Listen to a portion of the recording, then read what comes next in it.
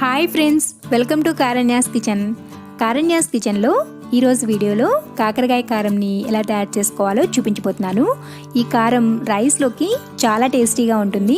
నార్మల్గా కాకరకాయ అంటే ఇష్టం లేని వాళ్ళకి ఇలా కాకరకాయ కారం చేసి పెట్టండి, చాలా ఇష్టంగా తింటారు.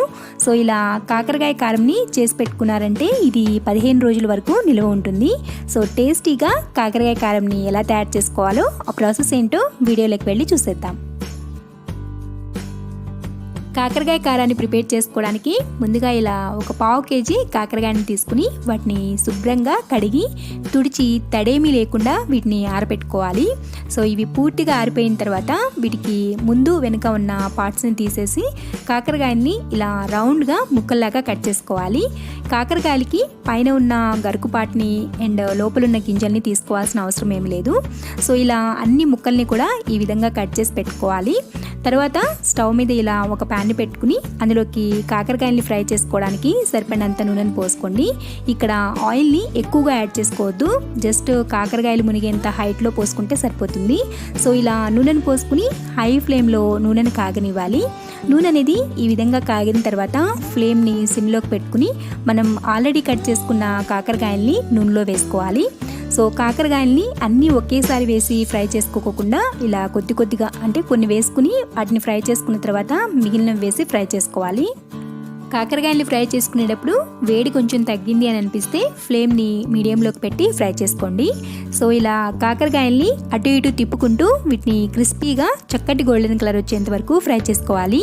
సో ఇలా ఫ్రై చేసుకున్న కాకరకాయల్ని ఒక ప్లేట్లోకి వేసుకుని తర్వాత మిగిలిన కాకరకాయల్ని వేసుకుని ఫ్లేమ్ని మీడియం టు లో అడ్జస్ట్ చేసుకుంటూ వీటిని ఫ్రై చేసుకోవాలి. సో ఈ విధంగా ఫ్రై చేసుకున్న కాకరకాయలను కూడా ఇందాక కాకరకాయలు వేసుకున్న ప్లేట్లోకి వేసుకుని ఇలా అన్ని కాకరకాయ ముక్కల్ని కూడా ఫ్రై చేసుకోవాలి. సో ఇలా అన్నింటినీ ఫ్రై చేసుకున్న తర్వాత అదే నూనెలో ఒక పావు కప్పు పల్లీలను వేసుకుని వీటిని కూడా చక్కగా ఫ్రై అయ్యేంత వరకు ఫ్రై చేసుకోవాలి. సో ఇలా ఫ్రై చేసుకున్న పల్లీల్ని ఇలా ఒక గిన్నెలోకి వేసి తర్వాత స్టవ్ ఆఫ్ చేసి అదే నూనెలో ఇలా 2 రెమ్మల కరివేపాకును వేసి వీటిని కూడా ఇలా ఫ్రై చేసుకోవాలి. సో ఈ విధంగా కరివేపాకును కూడా ఫ్రై చేసుకుని వీటిని కూడా పల్లీలు వేసుకున్న గిన్నెలోనే వేసుకుని తర్వాత స్టవ్ మీద ఇలా ఒక ప్యాన్ని పెట్టుకుని అందులోకి 2 టేబుల్ స్పూన్ల పచ్చిశనగపప్పు 1 టేబుల్ స్పూన్ మినపప్పు వేసి వీటిని లో ఫ్లేమ్లో లైట్గా ఫ్రై అయ్యేంత వరకు ఫ్రై చేసుకోవాలి. లైట్గా ఇలా ఫ్రై అయిన తర్వాత ఇందులోకి 1 టేబుల్ స్పూన్ అన్ని ధనియాలను వేసి వీటిని మరొక నిమిషం పాటు ఫ్రై చేసుకోవాలి. సో ఇలా ఫ్రై చేసుకునేటప్పుడు మంచి అరోమా వస్తుంది. తర్వాత ఇందులోనే 1/2 టేబుల్ స్పూన్ అంతా జీలకర్ర 15 నుంచి 20 వెల్లుల్లి రెమ్మల్ని వేసి వీటిని కూడా లో ఫ్లేమ్లో ఫ్రై చేసుకోవాలి. సో వెల్లుల్లి రెమ్మలకి వాటి మీద ఉన్న స్కిన్ని తీసేసుకోవాల్సిన అవసరం ఏం లేదు, అలా డైరెక్ట్గా వేసుకుంటే సరిపోతుంది. సో ఇలా జీలకర్ర వెల్లుల్లిని పెద్దగా వేయించుకోవాల్సిన అవసరం లేదు, అలా 1 నిమిషం పాటు ఫ్రై చేసుకుని వీటిని పూర్తిగా చల్లారనివ్వాలి. ఇవి పూర్తిగా చల్లారిన తర్వాత ఇందులో ఉండే వెల్లుల్లి రెమ్మల్ని సపరేట్ చేసుకోవాలి. తర్వాత ఇలా ఒక మిక్సీ జార్ని తీసుకుని అందులోకి ఈ పప్పులు అన్నీ ఉన్నాయి కదా ఫ్రై చేసుకున్నవి వాటన్నిటిని వేసి దీన్ని ఫైన్గా పౌడర్ చేసుకోవాలి. సో ఇలా చేసుకున్న పొడిని అదే ప్యాన్లోకి వేసుకుని తర్వాత అదే మిక్సీ జార్లో ఫ్రై చేసుకున్న కాకరకాయలను వేసి వీటిని మిక్సీ పెట్టుకోవాలి, కచ్చాపచ్చాగా గ్రైండ్ చేసుకోవాలి. వీటిని గ్రైండ్ చేసేటప్పుడు మిక్సీని ఒకసారి అలా ఆన్ చేసి వెంటనే ఆఫ్ చేసి ఒకసారి స్పూన్తో కలుపుతూ దీన్ని గ్రైండ్ చేసుకోవాలి. ఇదే విధంగా ఇలా కచ్చాపచ్చాగా అయ్యేంత వరకు గ్రైండ్ చేసుకోవాలి. మీరు నార్మల్గా ఆన్ చేసి వదిలేసారంటే అది పేస్ట్ లాగా అయిపోతుంది, కాబట్టి చూసుకుని గ్రైండ్ చేసుకోవాలి.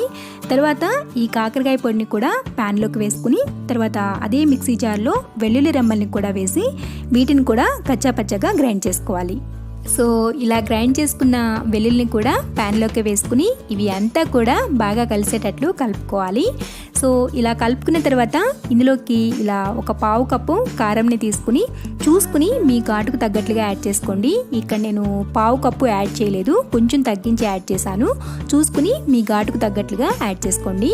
సో ఇలా కారం వేసుకున్న తర్వాత ఇందులోనే 1/3 టేబుల్ స్పూన్ అంతా ఉప్పుని యాడ్ చేసుకోండి.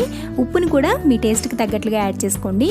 తర్వాత ఇందులోనే మనం ఆల్రెడీ ఫ్రై చేసుకున్న పల్లీలు కరివేపాకును కూడా వేసి ఇవి అన్నీ కూడా చక్కగా కలిసేటట్లు కలుపుకోవాలి.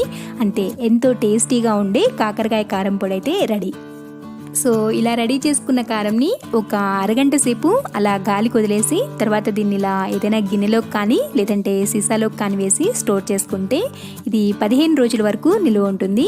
సో ఇలా రెడీ చేసుకున్న కాకరకాయ కారంని అన్నంలోకి వేసుకుని తింటే టేస్ట్ అద్దిరిపోవాల్సిందే. చూస్తుంటే మీకు కూడా నోట్లో నీళ్ళురుతున్నాయి కదా. అయితే మరి ఇంకెందుకు ఆలస్యం, వెంటనే ట్రై చేసి టేస్ట్ చేసేయండి. ట్రై చేసిన తర్వాత మీ ఇంట్లో ఎలా వచ్చిందో కూడా నాకు కామెంట్ చేసి చెప్పండి. ఈ వీడియో కానీ నచ్చితే వీడియోని లైక్ చేయండి. ఈ వీడియోని మీ ఫ్రెండ్స్కి రిలేటివ్స్కి షేర్ చేయండి. మరిన్ని ఎమ్మీ అండ్ టేస్టీ రెసిపీస్ కోసం మన ఛానల్ కారణ్యాస్ కిచెన్ని సబ్స్క్రైబ్ చేసుకోండి. Thanks for watching.